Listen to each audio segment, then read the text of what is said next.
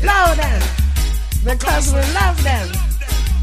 He's fragile. They call us pirates. He's fragile. Illegal broadcasters. He's fragile. Just because we play what the people want. Pirates. Them a call us Illegal broadcasters. ETI try to stop us, but they can't. Interracial John with Drew and Leslie. Get the shit on. Interracial John. Shut the fuck up and listen. Interracial John. Interracial John, interracial shit, motherfucker. Shut up and listen. Drew and Leslie, interracial John. Shut up, motherfucker, and listen. Welcome to the Interracial John podcast. I'm your host, Leslie Mack, and I'm joined as always. My very white guy. And you are very white indeed. Shit, motherfucker. Shut the fuck and up, listen. Yeah. It was a good day. It's like that video we watched of that dog. It's like, well, really, it's all about the Cheerios. You got any Cheerios? No? Nope. Get the fuck out of here. Hey, everybody. We are reporting to you live from self-isolation here in Charlotte. Quarantine day 6. Dispatches. Yeah. How are you doing? You know, I was telling somebody else, I don't know who it was, one of my friends, that we work from home, and I've worked from home for like 14 years, like a long time. I've been working home for like before work from home was even a thing. Like I had a VoIP phone that like an AT&T internet phone that had an actual handset and phone and shit like that long ago. And so working from like our office is pimped out. Like it's a really like it is high end, good home office. I like being here, and we've over 14 years made our office a separate from our living. You know, like we've got a really hard, fast rule. There's a door. It's on a separate floor. Like even when we were looking for a house here, that was like one of the things we needed the office to be a separate. We want a first floor master so that when we leave the office, it's like away. Yeah, I don't want to be looking at like. Well, I think that was like a lesson early on, right? Absolutely. When we were living in our tiny little row home in Philly, that, you know, having the office next door to the bedroom, wasn't literally good. Across the wall, is just like, if I didn't turn, you would hear things beeping. If I didn't turn my computer off, Yeah. the little ping from like Skype, Slack, or back then it would have been Skype and email, it would wake me up at like 6 a.m. Bing! And I've got clients overseas, so they fucking message me all the time. I'm like mad about it, but I don't want that waking me up. Hell no. Hell no. So yeah, we've got a good office. We've got a really good work from home routine. And because we've both worked from home for almost 5 years now, or even more, like 7 years career together, we're kind of used to being like, I don't say isolated, but like, social distancing, like I've heard many people on Twitter say, I don't know how I'm going to go 2 or 3 days without seeing people. Like in winter in Michigan, we'd go 6-7 days without leaving the house on the regular. Yeah. Like that was a normal, like, you didn't leave the house for 7 days. Yeah, of course. It's Michigan. It's winter. Like that was a good week. Yeah. I also think it was kind of like a whole, I think definitely. I think also because like I'm usually on the road so much when I am home, like we tend to just like be here. So we spend as much time together as possible. Yeah. So that, I think that's the other thing for us, that it's like, I mean, it might get old soon, but I think there's the rarity of literally having like so many days in a row with us home for all the meals. Yeah, I'm not mad about it and, at all. Everything. I'm like kind of was looking forward to it. No, let's be clear. I said I'm almost. not happy about Almost. any of it, and I'm not No, loving I'm talking it. I'm not talking about the virus and people dying. No, but like even being in forced quarantine, because it's like, you know, we can't go anywhere. Like I'd love to go do things. You know me, I'm the introvert, the agoraphobe, and I'm not complaining about not going places. Well, I am. I'm not an I extrovert, but I like to do things, and you know, there's some things I'd like to do that are not here in this house. But so far, so good. I will say that when I went my last business trip that I went on, which was to South Carolina before their primary, I got back and my second husband was here, Dr. Mahmoud the Mustache, and y'all had kicked into full isolation overdrive while I was gone. Yeah, he's a prepper. He's is. a closet prepper. Doesn't actually prep, but he's like thinking about. I feel like he does. Listen, he's got like the NOAA fucking like tornado. Literally, radio. he like always knows any like Yeah. I'll be on the road and I'll text him wherever I am. Like, is it gonna rain here? Like, should I be worried about So stuff? I had a yeah. work trip that was actually supposed to go to Italy. I was Yep. going to be in northern Italy Yep. at like March.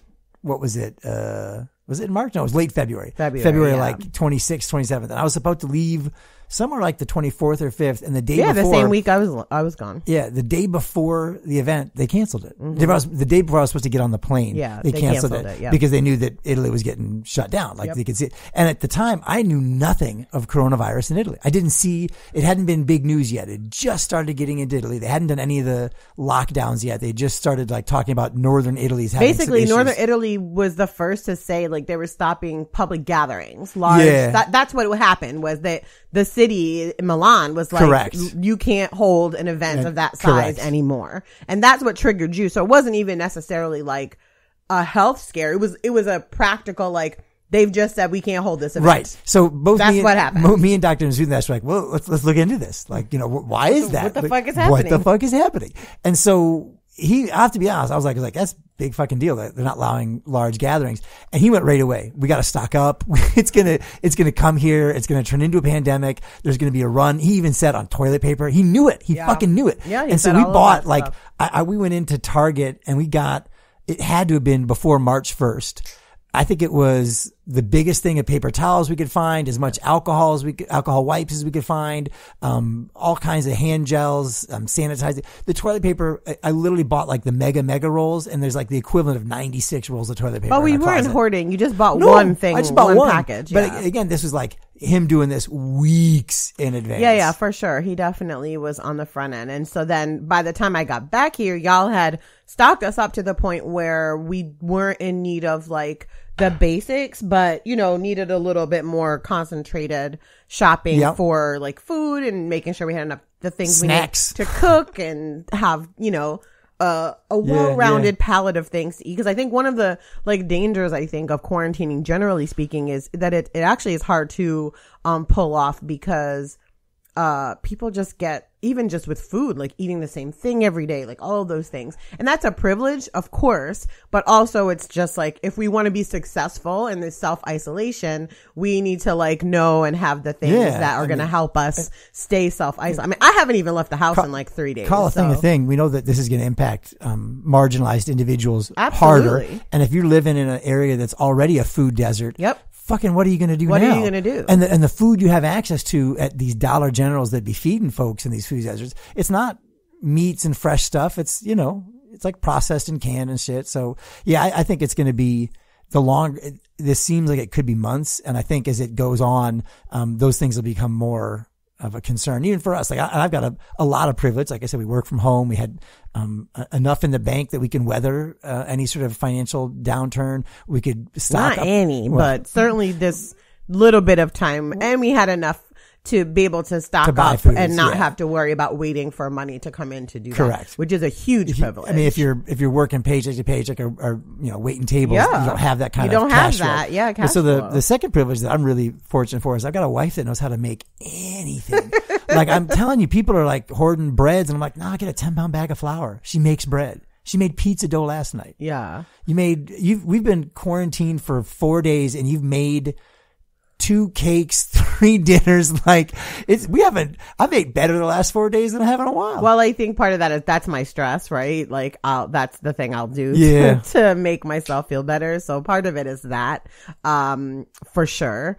And yeah, I mean, actually a lot of it is that I'm definitely, yeah, I'm really. that's where I just hold my stress there. So it's like, I mean, you and I were talking earlier, and you could have a different opinion, but I'm really worried about the entire restaurant industry as a whole. It's just going to collapse. not just restaurant, service industry, The service industry, hotels, yeah. anything related to hospitality is going to be just like severe. I talked to my nephew yesterday. He already got laid off from his hotel job, hotel restaurant job. No, he did. Yeah, I told you that. No, which one? Our nephew in Atlanta or the nephew in New York? The nephew in Atlanta who was working. Okay, in New York. okay. I got it. I thought the other one in New York. Got No. fired. He's. I was like, that's a really good job he's got. No, his job is. I think they're gonna need his job regardless because of the nature of it. Well, and they've got people that live there full time as residents. It's not just a hotel. It's correct. Yeah. Yeah. So that's what I mean by his job is necessary regardless of what's happening. But the other one was working in the same hotel, but the hotel's restaurant, and he already got laid off. It was last out sure, first, sure. last in, first First out. out. Yeah. So it's definitely going to affect all of those things. And, the trickle effects of those. We talked about, I think we talked about maybe on the last show, I'm not sure, about how, great the casinos shut down. So that affects all the vendors that provide everything at the casino. It affects the cleaning crews that clean the casinos. It affects the ripple effect of how hospitality affects an ecosystem is I don't think people quite understand. And I'm thinking of cities like New Orleans. I'm thinking of cities like Charleston. My friend Mika was alive this morning, just giving an update. She's in Charleston right now. She's like, there's nobody here. Yeah. All you can do is get takeout food. These are economies that are dependent Absolutely. upon the hospitality industry. And what you're describing is like the 6 degrees of Kevin Bacon. It's not just the restaurant workers, because that's going to impact it. It's the people that supply the linens. Absolutely. It's the people that, feed these folks. It's the lunch trucks. It's it's a ripple. So the cleaning people get fired, or they don't have jobs anymore. Guess what? They're not ordering anymore. Cleaning supplies. Yeah. Now those companies are affected. Literally, the ripple effects are so huge. And we haven't even seen the impact that actual shutdown of manufacturing China's had. Their GDP lost 20 some odd % in Q1. And the bigger thing was the capital investments. When people are putting money into the business, it plummeted. Of course, because who's going to put money into a business when you're laying people off and you don't know how long this recession or depression is going to go on? It's true. It's very, very scary times. I guess my biggest thing is just everybody please stay home. And let's talk a little bit about that, this flippant, reaction that some Americans, quite a lot of Americans, have had to this call to self-isolate. Yeah. And it's been really hard for me. I'm going to be really honest. It's been really hard for me to have compassion and bring my best self and not judge people. I'm still trying. I'm a work in progress, but I will say it's been really frustrating for me to see people I know, people I love acting so recklessly, and cavalier, because I just feel like, this is a community responsibility. Yep. And especially when I see community organizers acting this way, I just it makes me question, you're not living into the values you claim to espouse in your work and your public facing life, which is all about doing what's best for the community when you can.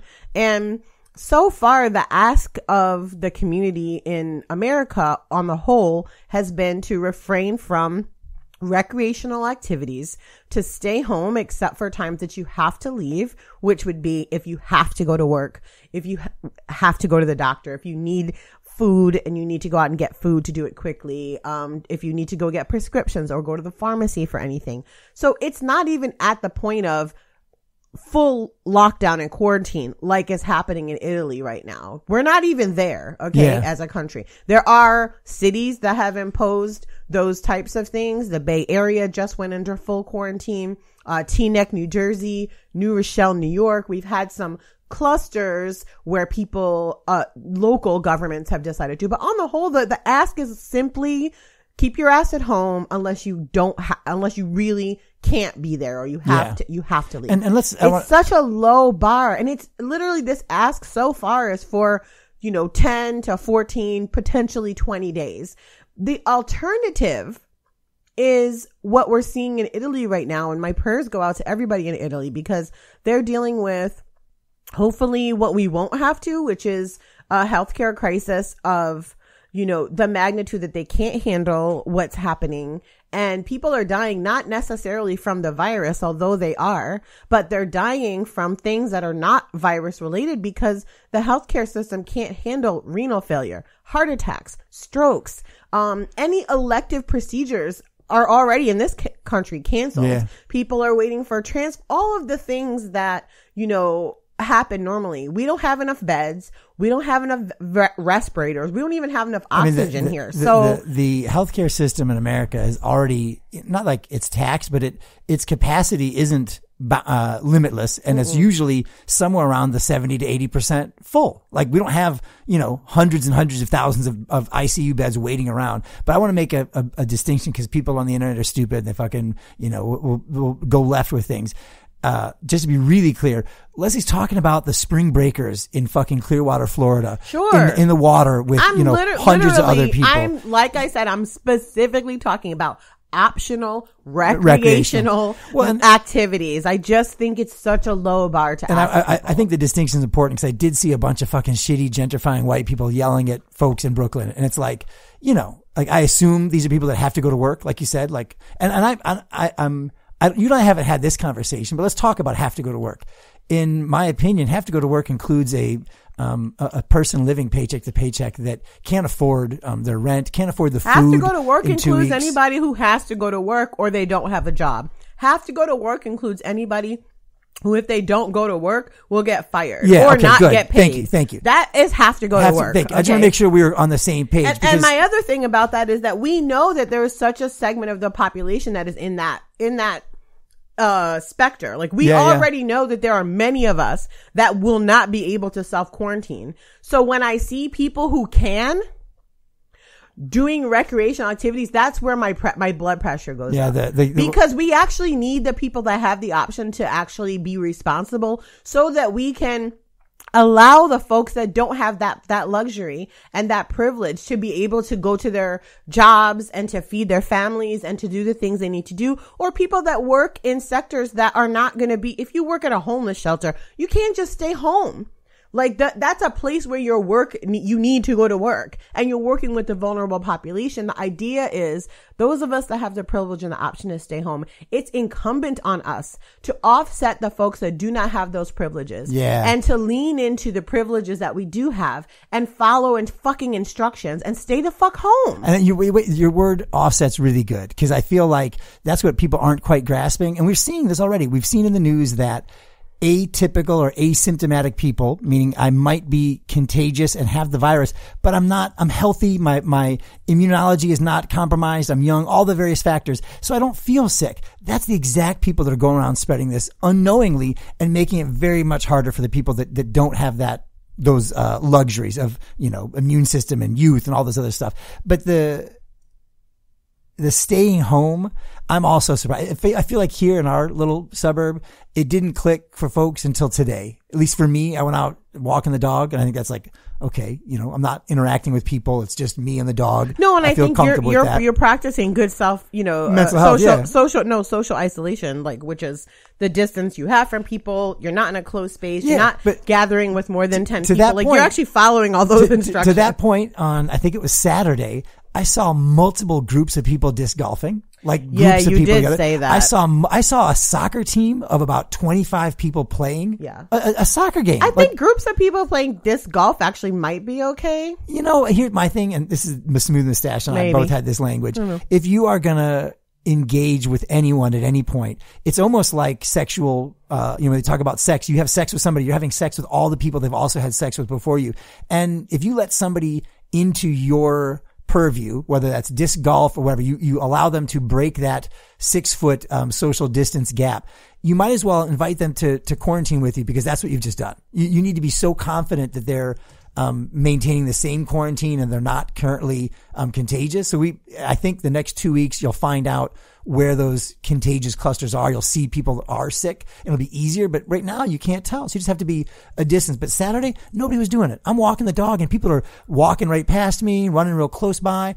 Today, very different. Nobody at the park, nobody out. The few people that were running and biking went out of their way to give like a 6 foot gap around me. But yeah, it didn't feel like that Saturday or Sunday, but it did today. Yeah, I think people have been. I mean, I haven't gone anywhere, so.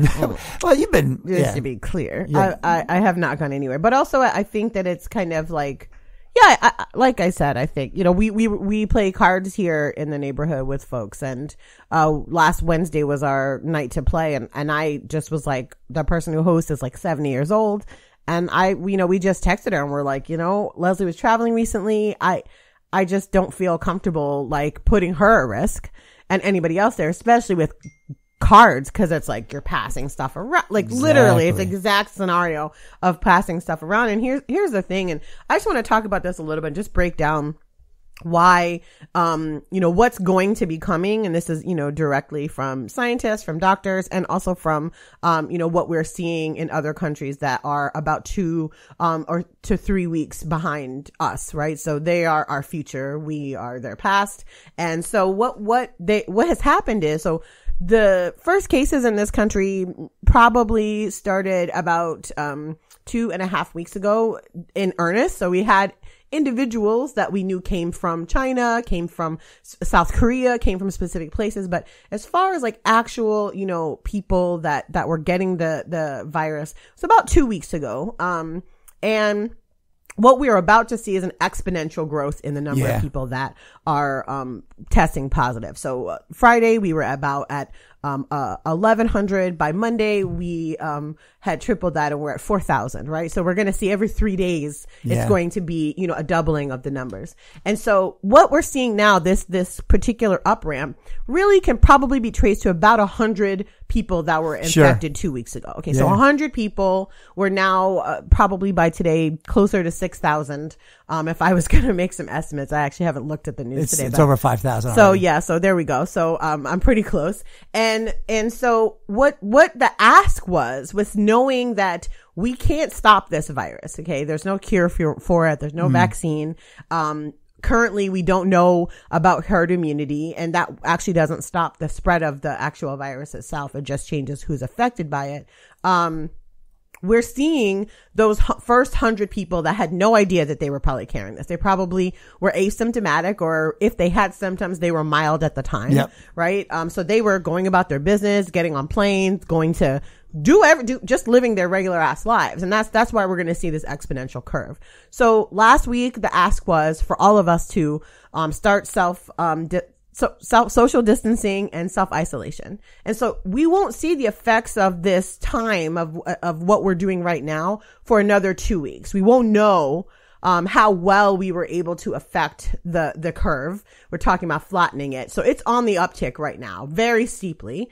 And the hope is that more of us are acting like we are and less are acting like the assholes in Clearwater, Florida, that we can flatten the curve, which will not change. It'll obviously change the number of people that get infected, but much more importantly, it will lower the case that our healthcare system is completely decimated and has no capacity to treat those that need to be treated. The other scary thing I think about this particular illness is that it is not indiscriminate in age. Yes, older people are more susceptible. People with suppression issues are also more, but young, old, if you get this, like, it's dire, and it can get dire very quickly.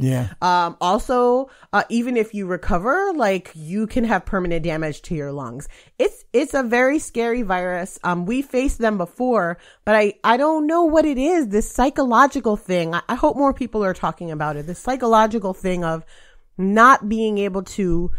Well, I mean, we talk about this all the time. It was one of the things that when we moved back from Argentina, we were like, it was so stark.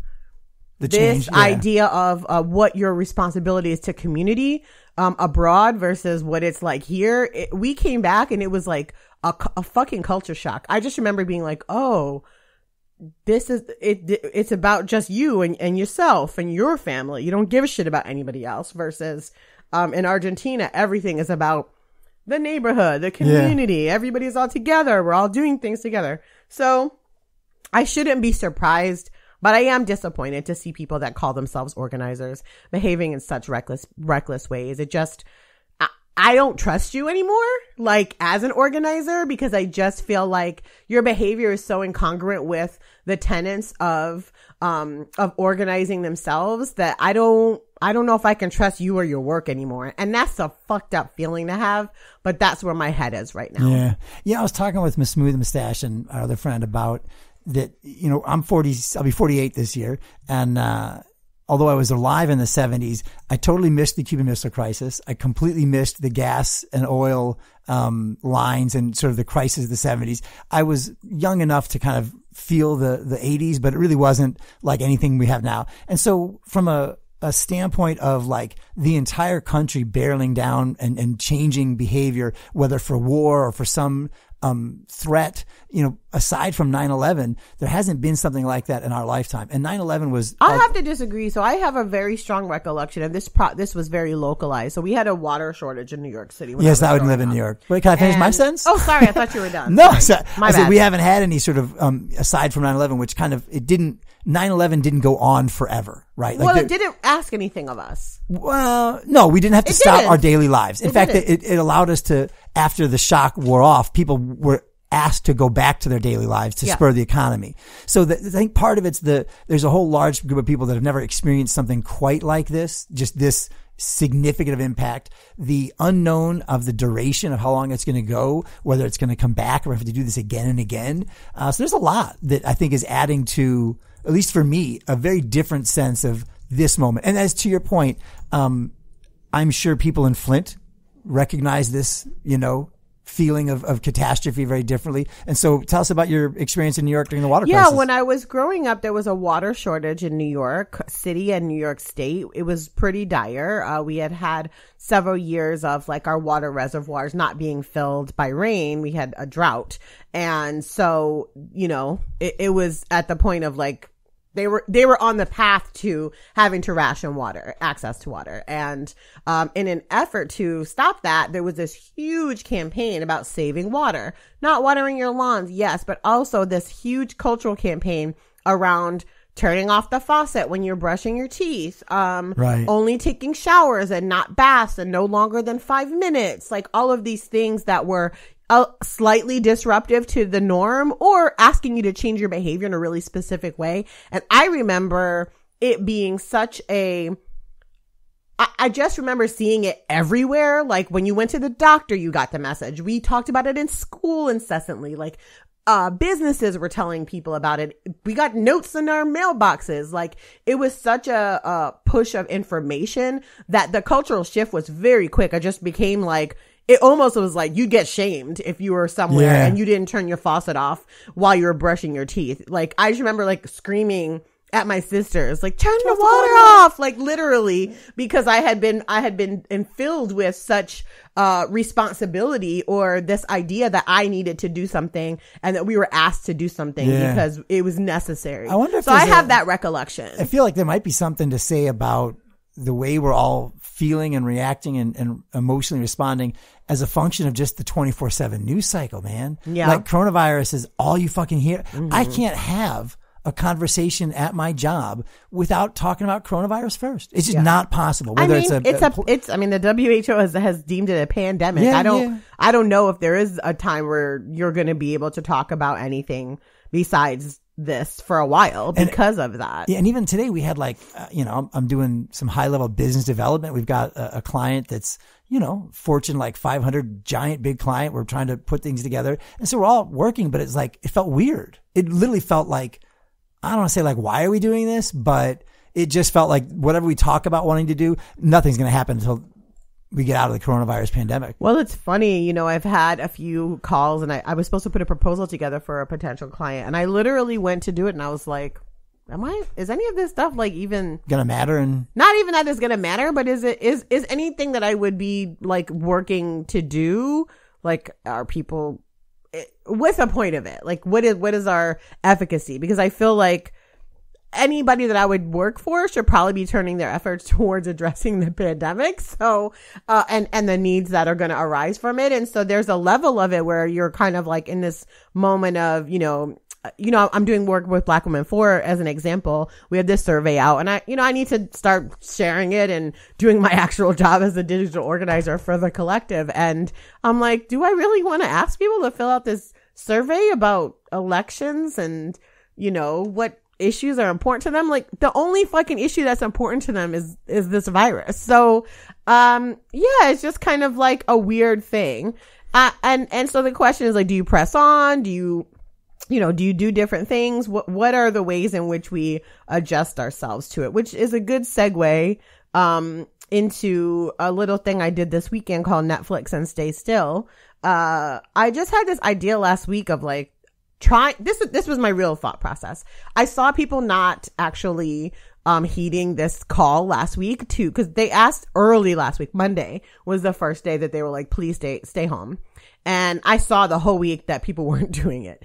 And so I was like, well, maybe if I can put something on social media to encourage people or give them a reason to stay in, that this might give them the understanding that, like, one, it's okay. And I framed it around like, one, this is a critical 2 weeks that we have the last chance we have to actually make an impact as individuals on the spread of this virus. And two, to hopefully, while people were watching, to share a lot of both resources and a lot of these mutual aid funds that are popping up all over the country to support, people in the hospitality industry, artists and creatives who literally have just had their entire, I was talking the other day with Roy Wood Jr., like the entire stand-up comedy industry is gone. Yeah. It just in a day ceased to exist. So it's all of those kinds of things. So there's like, a lot of aid funds for people that are in that same position where their jobs or their industry was just eliminated, like at the drop of a hat. And that happened after 9/11 too. Absolutely. But on a smaller scale. Well, yeah. I mean, there was like TSA agents. There's some changes, but I hear you. I just got a note from a colleague that works in the Philippines, and they're on martial law. If you're outside, you get arrested. No, Italy you get like a 600-pound fine or a 600 euro fine or something if you're breaking curfew. They're just arresting people in the Philippines, so don't surprise me. Look, and that's my other thing that I've been trying to tell people. I'm like, we don't want martial law here. No, we do not want martial law here is going to be bad. You don't want, and I'm going to be, especially not in the hands of Tupe Fiasco and these motherfuckers out here, like dead ass. Tupe Fiasco, and whenever they do use military presence, it's usually the reserves. But like, you just don't want, do we want camo and guns and tanks on our streets to keep us from going out, or can we just stay the fuck home? I mean, because what's going to happen? We're going to start having like, you can't get from state to state. This is something that I talk about all the time around, people that come here and are amazed that you can just go coast to coast with no stopping and no checkpoints and no nothing. That will be a thing of the past if we don't get our fucking shit together. And that's like, that to me is frightening, because we are a nation of transient people and people who have family everywhere. And like, it's frightening to me. We tried to get my mom down here. She refused. She texted me this morning refusing. She feels safer there. She feels more comfortable there. And I can't, she's grown. She's an adult. She has full autonomy, but it's very, I'm uncomfortable. I'm nervous. She lives in a separate state from my sisters. And so if that happens, she won't even have their support. No. And she's in an apartment building with lots of people. She's got a lot of, Well, listen, I don't want to take too long on our podcast. I have to keep it tight. But you did something to help folks stay inside and deal with the pandemic. Tell us about the hashtag Netflix. Yeah, so Netflix and Stay Still. I just came up with this idea of scheduling like a bunch of movies at specific times that we would start, and using the hashtag and just encouraging people to stay in, watch some movies together, talk, chat and tweet on social media about the movies. As a community, though, that was really the important part. That was the huge part. Together, right? And it was really great. We ended up trending on Saturday, and then, it was really wonderful. So the first movie we watched, I started, in planning the day, I started with some PG fare, stuff that kids could watch, and then slowly in the evening moved to R-rated movies. And so a couple of things that I would lift up is, one, the first movie, two of the things I had never seen, which was great. So one of them was this movie with Eddie Murphy and a very young Yara Shahidi from Blackish and Grownish, called Imagine That. And that was the first thing we watched.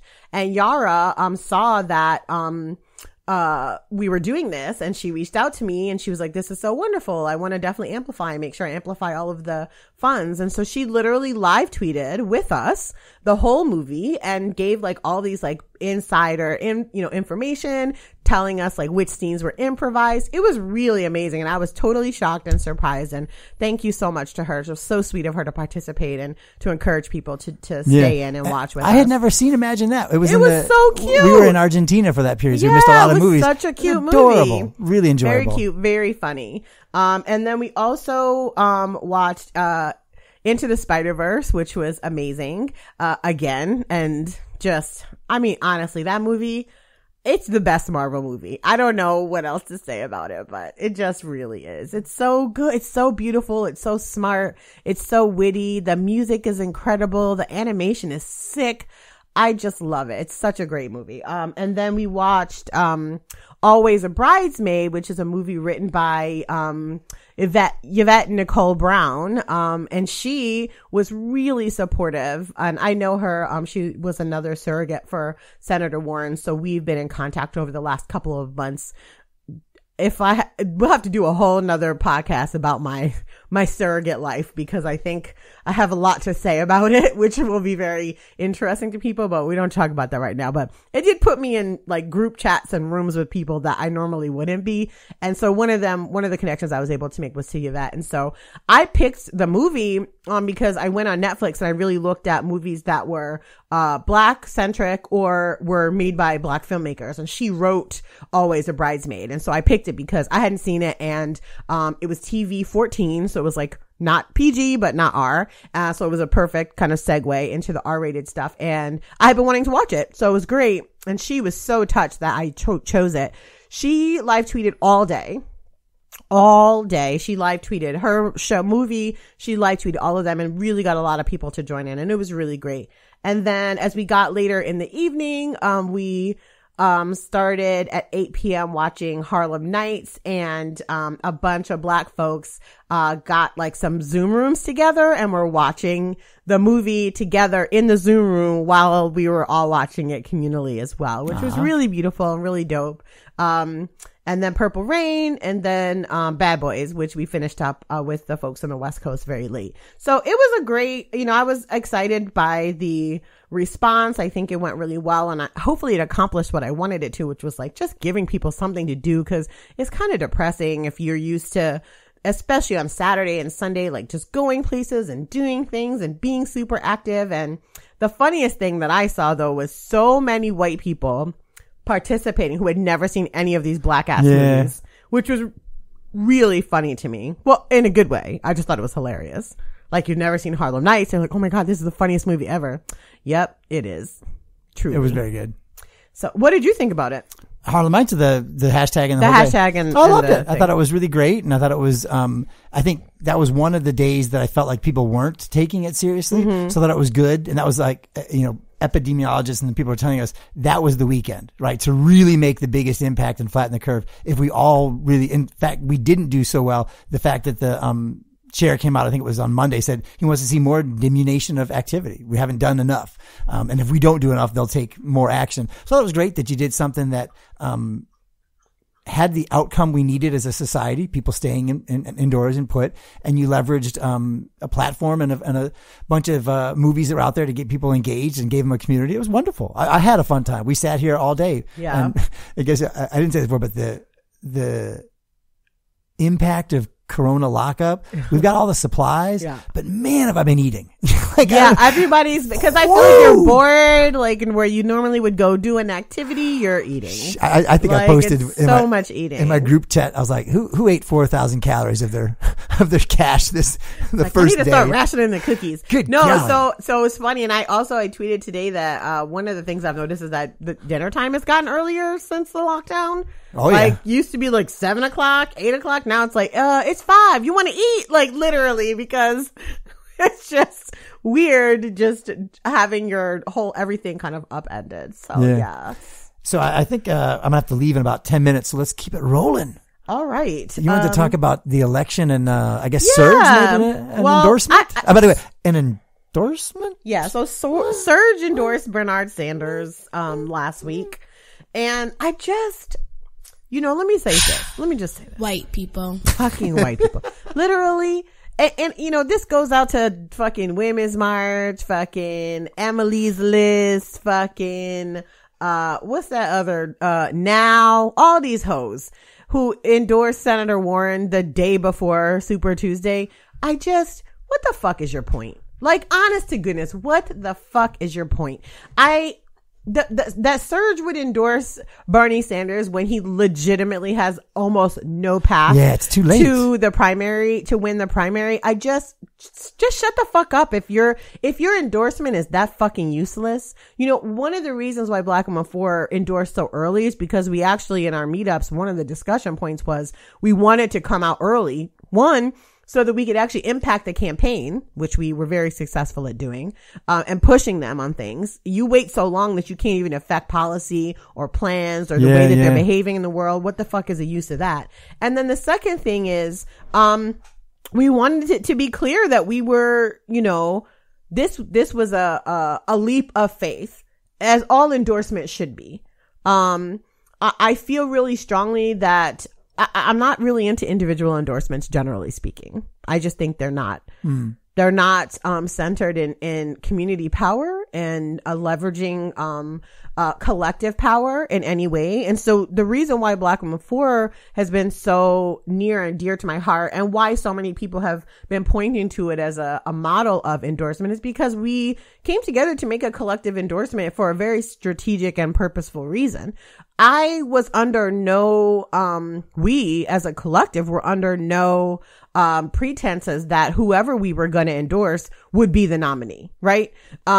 There was no like, well, we're going to endorse the winner. Like, it was like, no, we're going to look at our values. We're going to look at the options we have before us. We're going to look at how people are behaving and where we think we can leverage the most power and make a strategic decision that is in alignment with our values that can actually be useful in this primary. And like, the fact that people are doing shit like endorsing Bernie after Super Tuesday, Super Tuesday too. What the fuck is wrong with you? It's pointless. And so to also, in case people didn't know, you guys as Black Women For did so much, like you had group meetings and meetups and online where you talked to people. You didn't go in thinking you were going to endorse anyone specific or anyone at all. I mean, the question was posed was like, is that something you even want to do? Yeah. So what would it, and in fact, one of the biggest questions on our survey was, what would it take for you to join an endorsement of a candidate? Not any specific candidate, but a candidate period. Yeah. What would it take for you to sign on to an endorsement? And that was a generative question. And it really helped us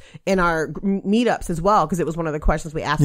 14 cities that we took the resources that we had to do. We didn't have many, but we did a lot with them. And it's been funny watching people mimic our work and simultaneously call us ineffective. I'm a member, as Black women are wont to be treated as. We're both members of the Working Families Party, and I know that Black Women For kind of looked at your folks, you talked to people, and Workers Friendly did the same thing. We had a way to vote, and it was not just one, it was ranked voting. And they took the top ranked person, and that was Elizabeth Warren, and it was contentious. There was some phone calls with lots and lots of people and opinions, and they did vote for Elizabeth, put their nomination behind her right away. And when she dropped out, and I'm not saying this is as a knock against Elizabeth, this is as how Workers Friendly Party operated in comparison to Surge. When she dropped out, it was maybe 3 days later where they had a nationwide phone call for WFP members. We're anticipating supporting Bernie Sanders, and we know that you previously supported Elizabeth Warren.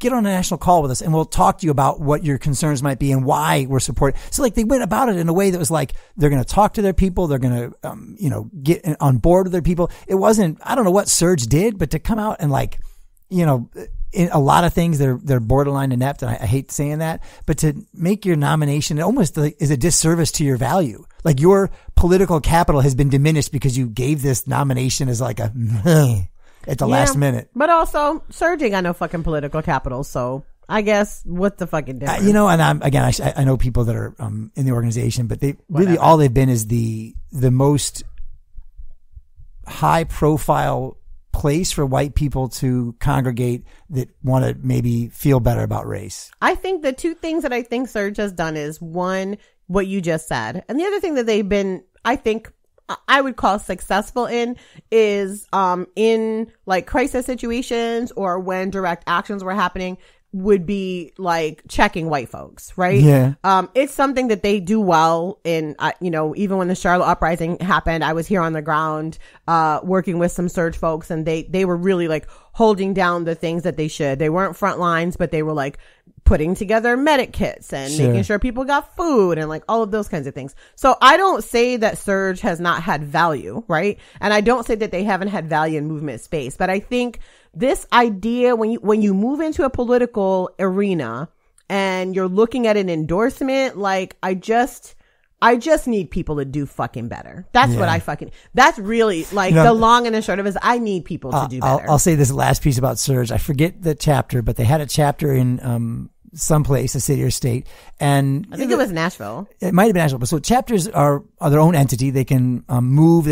Chapters can be as weak as a book club, and they can be as profound as a direct action organizing group. But so the group, I think you said was Nashville, they worked so well on their own shit, and they partnered in appropriateness with black organizers in their city to the point that their final decision was to disband the group. You know, like, it's like when you got together and you started doing stuff and you got well enough and understood enough, your outcome was like, oh, this is fucking ridiculous. Let's disband the entire group. And I was like, Jesus, that's okay. So that's a pin. Just, you know, think about their best group got good enough to the point that they said this is silly and they disbanded. Yeah, for sure. And I respect their statement was very thorough. It was like, we're not doing anything useful, and whatever resources are being taken up in this space would be better used elsewhere. That was the long and the short of it. Like, we're not accomplishing anything. So let's just detach ourselves and put our energies where they should be and supporting the work that's already happening.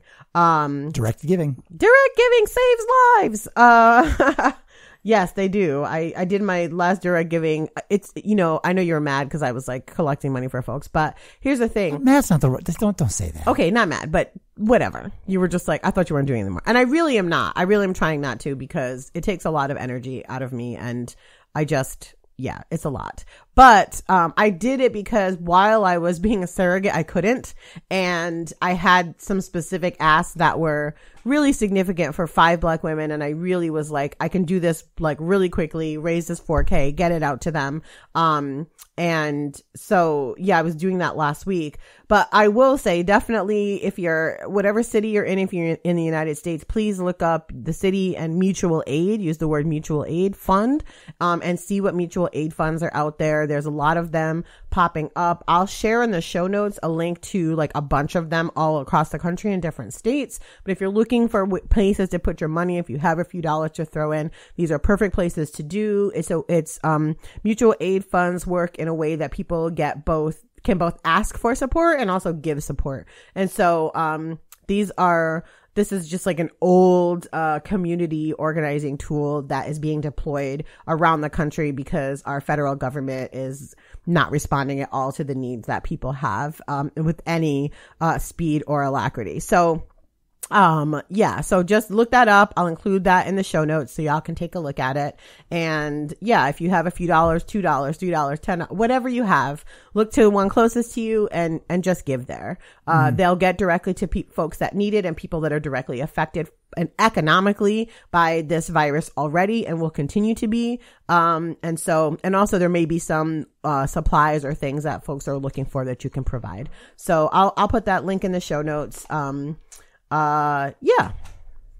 And if you run an org and you're not, I'm sending an email out asking for other people to do that. Shame on you. Yeah. That's what I have to say about that. All right. Anything else you want to add? I guess that was kind of on the show notes, yeah? Yeah, I think that's it. Those are the couple things we wanted to talk about. Y'all know we're trying to keep these short and sweet, although our Love is Blind episode. Oh, it went long. Went long, but that's okay. Lauren and Cameron deserved it. Yeah, I think that's it. I guess, people, please stay home. Stay the fuck home. I will be doing another edition of Netflix and Stay Still this Saturday, so stay tuned. I'll probably have information up about that tonight or tomorrow. And yeah, just think of innovative ways to connect with people. If you want to watch a movie, call your best friend and see if they want to FaceTime with you and you guys can watch it together. There's this really dope thing called Netflix Party. It's netflixparty.com. It's free, and it allows you to watch and sync it's like a Chrome browser like edition, and it allows you to put a chat room together with people that give you a link specifically to your watch party, and people can watch Netflix with you. You are automatically synced together through it and can chat right there. So it doesn't even have to be on Twitter anywhere.